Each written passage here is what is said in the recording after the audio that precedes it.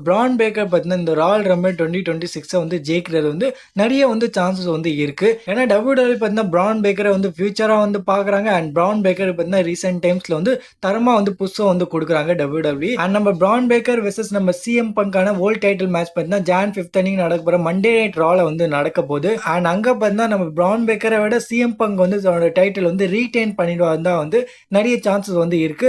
இப்போதைக்கு பார்த்தா அதான் வந்து நம்மளுக்கு வந்து தெரியுது. பிரான் பேக்கர் வந்து அங்க வந்து ஜெயிக்கிற மாதிரி வந்து இல்ல. ஏன்னா அந்த மண்டே நைட் ரால பார்த்தீங்கன்னா, நம்ம எல்ஏ நைட்டும் வந்து ரிட்டர்ன் பண்ண போறான்னு வந்து நேத்து தான் வந்து ரிப்போர்ட் வந்து வந்தது.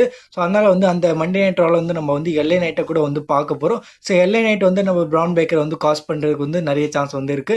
ஏன்னா நம்ம விஜன் ஃபேக்ஷன் தான் வந்து எல்ஏ நைட்டை வந்து போட்டு தாக்குனாங்க இயரோட எண்டிங்ல. அதனால வந்து சிஎம் பங்குக்கு வந்து ஹெல்ப் பண்றதுக்காக நம்ம எல்ஏ நைட் வந்து அந்த மண்டே நைட் ரால வந்து வரலாம். அண்ட் இன்னுமே சில சூப்பர் ஸ்டார்ஸ் கூட வந்து இந்த மெயின் இவெண்ட்ல வந்து இன்வால்வ் வந்து ஆகலாம். அண்ட் தென் அதுக்கப்புறம் வந்து நம்ம சிஎம் பங்க் வந்து மேபி தன்னோட டைட்டில் வந்து ரீடெயின் வந்து பண்ணிடுவாங்க.